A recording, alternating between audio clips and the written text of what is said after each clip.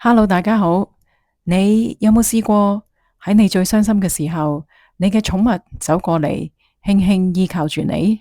佢冇講任何嘢，佢冇俾任何意見，但係佢嘅存在好似有一種無聲嘅力量，令你覺得被理解、被陪伴、被愛。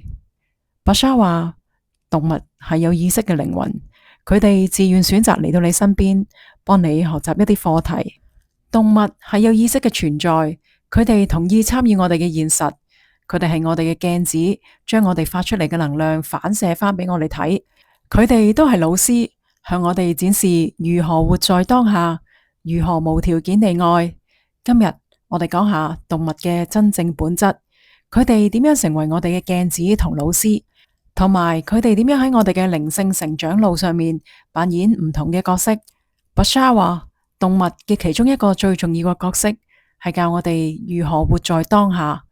佢哋唔會後悔過去，佢哋唔會擔心未來，佢哋只係喺度完全咁徹底咁存在喺呢一刻。動物係完全活在當下，佢哋唔背負過去嘅重擔，亦都唔會為未來憂慮。呢個係佢哋提供俾我哋最偉大嘅禮物之一，提醒我哋所有存在嘅一切就喺現在，而現在就係平安所在之處。當你同動物一齊嘅時候，你嘅節奏會慢落嚟，你嘅呼吸會深咗，你嘅心會打開啲。呢個就係佢哋療愈嘅力量。白莎話，動物亦都係我哋嘅鏡子，佢會直接反映我哋嘅能量狀態。你嘅動物反映咗你嘅能量。當你感到壓力時，佢哋可能會變得焦慮；當你平靜時，佢哋會安然休息。佢哋係你情緒狀態嘅寒暑表。留意你嘅動物喺你身邊嘅行為，佢哋正喺度向你顯示你所發出嘅能量。如果你嘅動物突然覺得不安，與其怪責佢哋，不如問下自己：我而家嘅能量係點樣？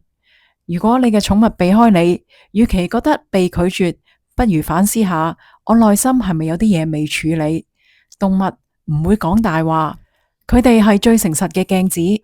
動物嘅壽命比人類短，呢個唔係偶然。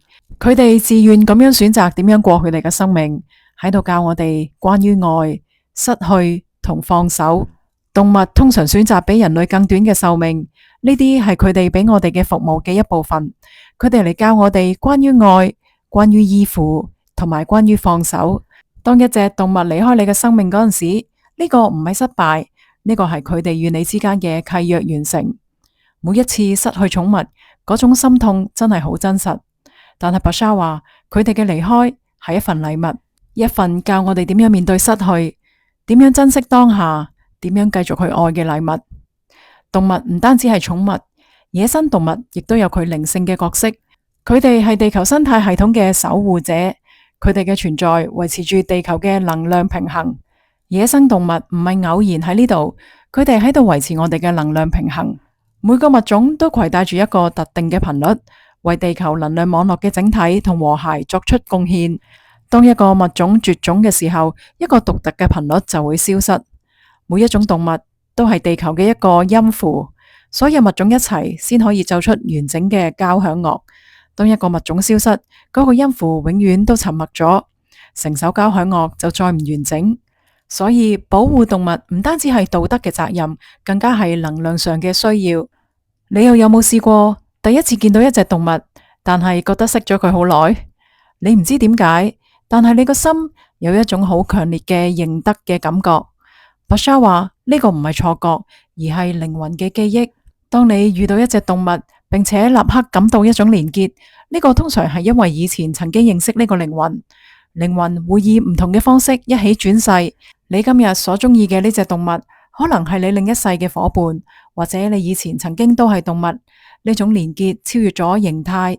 你同你嘅寵物可能唔係第一次相遇，你哋嘅靈魂可能係好多世之前已經一齊行過。呢一世佢只係換咗另一個形態嚟到你嘅身邊，繼續履行佢未完成嘅靈魂契約。白莎話，你同動物之間嘅連結唔係今世先開始，而係跨越咗好多世嘅靈魂旅程。你生命中嘅動物係你嘅靈魂家族嘅一部分，佢哋同你一起穿越咗好多世。佢哋有時會做人，有時會做動物，但係嗰份愛始終如一。當你認識到呢一點，你同佢哋嘅關係會以從來未想過嘅方式加深。所以當你望住你嘅寵物，你望見嘅可能唔係單止一隻動物，而係一個陪你行咗好多世嘅靈魂家人。Bashar 話，當動物離開之後，佢嘅靈魂有時會以其他嘅方式返嚟探你。當動物離開時，佢嘅靈魂唔會消失，佢哋可能會喺夢中，會喺預兆中，甚至以另一種動物嘅形式返嚟探你。留意嗰啲微妙嘅信息，一隻停留喺你窗前嘅雀，一隻跟住你嘅蝴蝶，一種突然感受到佢哋存在嘅感覺。呢啲唔係巧合，呢啲係你嘅靈魂家人嘅探訪。如果你見到一隻蝴蝶一直跟住你盤旋，如果你夢見你嘅寵物健康快樂咁樣奔跑，如果你突然之間聞到佢哋嘅氣味，或者感受到佢哋嘅體溫，呢啲可能唔係偶然，而係佢哋喺度話俾你聽，我仲喺度，我好好，我愛你。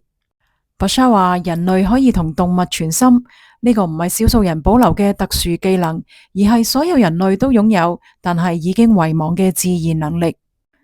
動物通過圖像、感受同直接嘅知曉嚟溝通。當你平靜你嘅頭腦，打開你嘅心，就能夠接收佢哋嘅信息。下次你同動物一齊嘅時候，唔好諗住我要同佢講嘢，而係放鬆、呼吸，然後喺心入邊感受佢。你可能會收到一個畫面，可能係一種感覺，可能係一個突然嘅知道。呢啲就係動物同你講嘢嘅方式。Bashar 話，動物傳心唔係單向嘅，你唔單止可以接收佢哋嘅信息，你仲可以主動向佢哋發信息。你可以直接向你嘅動物發信息，就好似佢哋同你發信息一樣，喺你腦海中諗住一個圖像，或者喺你心目中保持一種感受，將佢哋發出去。佢哋會接收到，佢哋唔需要你講出口，你只需要喺心入邊想象你想傳達嘅畫面同埋感受，佢哋就會收到。呢個就係你同動物之間最真摯嘅溝通方式。Bashar 話，當動物開始離開人世嘅時候，心靈感應係最珍貴嘅禮物。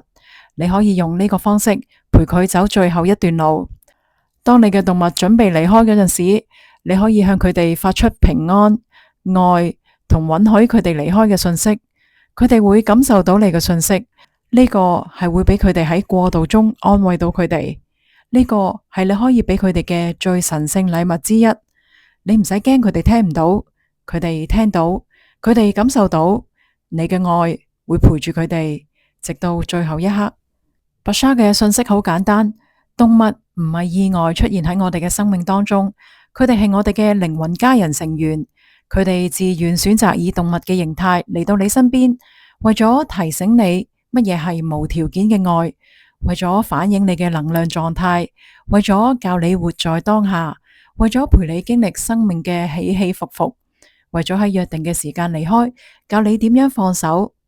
而心靈感應就係你同佢哋之間最原始、最真摯嘅溝通方式，唔需要語言，唔需要觸摸，只需要一個打開嘅心。當你下一次望住你嘅寵物，或者下一次喺大自然入邊見到一隻野生動物，你記住，你望住嘅唔係一隻動物，而係一個有意識嘅靈魂，一個你嘅鏡子，一個你嘅老師，同埋一個你嘅家人。今日講到呢度，下次再見。